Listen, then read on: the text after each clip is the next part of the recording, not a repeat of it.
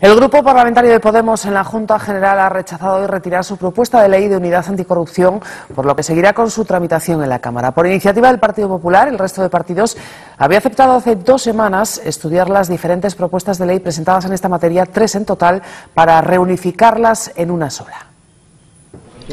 La negativa de Podemos a trabajar con el resto de partidos para elaborar una ley en materia de transparencia y anticorrupción, con aportaciones de todos los grupos, ha sido hoy muy criticada por el resto de grupos parlamentarios que respetan pero no entienden esta negativa.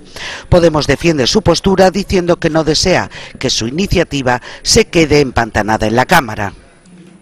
Hemos decidido que hay que seguir impulsando la ley de unidad anticorrupción. No vamos a esperar a que se empantane como sucedió con la ley de transparencia, y el resto de grupos tendrán que explicar por qué, llegado el caso, votan en contra de una unidad anticorrupción después de los escándalos que hemos visto día sí y día también en la política asturiana en los últimos meses.